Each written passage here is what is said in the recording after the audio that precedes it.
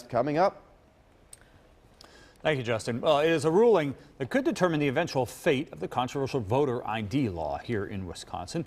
A Court of Appeals judge has ruled that law is constitutional. So will you need to bring a photo ID next time you head to the polls? Our Ben Handelman says not so fast. A big ruling in a decision whether or not you need your photo ID to vote in Wisconsin. Having an ID to cast a ballot has been the law since 2011, but a flurry of lawsuits has halted its implementation. Thursday, a Court of Appeals rules the law is constitutional. We fully expected it was because it was modeled after other similar statutes that were found to be constitutional. Supporters of the law, like Chris Kleismat of the watchdog group Citizens for Responsible Government, are calling this a victory. If people lose faith in the institution of a fair election, it's over.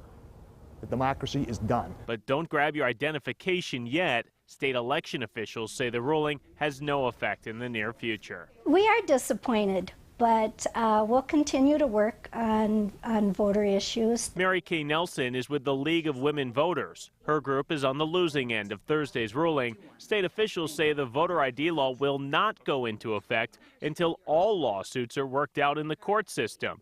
Still making its way through courts, a lawsuit filed by Voces de la Frontera and the NAACP, and 2 federal lawsuits. Voting's a right.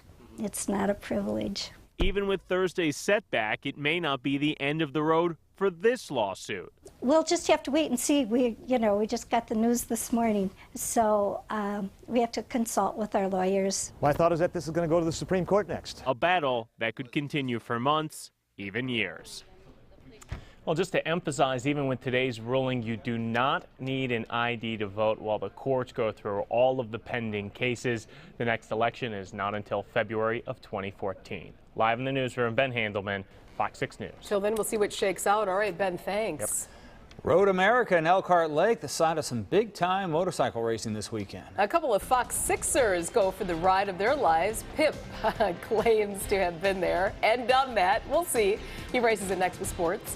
And could